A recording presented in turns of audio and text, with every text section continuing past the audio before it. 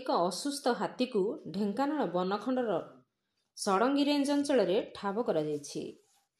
ଖଙ୍କିରା ସେକ୍ସନର ଛୋଟ ତେନ୍ତୁଳି ଅଞ୍ଚଳରେ ଏହି ହାତୀଛୁଆକୁ ଠାବ କରିଛି ବନ ବିଭାଗ। ଏହି ହାତୀଛୁଆର ବୟସ 2 ବର୍ଷ ହେବ ବୋଲି ଅନୁମାନ କରାଯାଇଛି। ଏହା ଏକ ଅଣ୍ଡିରା ହାତୀ, ଯାହାର ପାଟିରେ ଗଭୀର କ୍ଷତ ହୋଇଥିବାର ଜଣାପଡ଼ିଛି। ସୋଲାର କରେଣ୍ଟ କିମ୍ବା ହାତୀମାନଙ୍କ ମଧ୍ୟରେ ସଂଘର୍ଷ ଯୋଗୁଁ ଏହି ହାତୀଛୁଆଟି ଗୁରୁତର ହୋଇଥିବାର ଅନୁମାନ କରାଯାଇଛି। ସୂଚନା ମୁତାବକ ଆଠଗଡ଼ ବନଖଣ୍ଡର ଖୁଣ୍ଟୁଣି ବନାଞ୍ଚଳରୁ ଗତ ବିଳମ୍ବିତ ରାତିରେ ହାତୀ ପଲଙ୍କ ସହିତ ହାତୀଛୁଆଟି ମଧ୍ୟ ଧାନ ଖାଇବା ଆଶାରେ ଆସିଥିଲା। କିନ୍ତୁ ଛୁଆଟି ସୋଲାର ତାର ବାଡ଼ରେ ଲାଗି ସେଠାରେ ପଡ଼ିଯାଇଥିବାର ଅନୁମାନ ହୋଇଛି। ସକାଳ ହେବା ପରେ ହାତୀପଲ ହାତୀଛୁଆଟିକୁ ସେଠାରେ ଛାଡ଼ି ଚାଲିଯାଇଥିଲେ। ସ୍ଥାନୀୟ ଲୋକମାନେ ହାତୀଛୁଆଟିକୁ ଦେଖି ବନ ବିଭାଗକୁ ଖବର ଦେଇଥିଲେ। ଖବର ପାଇ ବନ ବିଭାଗର କର୍ମଚାରୀମାନେ ସେଠାରେ ପହଞ୍ଚି ହାତୀକୁ ଉଦ୍ଧାର କରି ଚିକିତ୍ସା କରିଛନ୍ତି।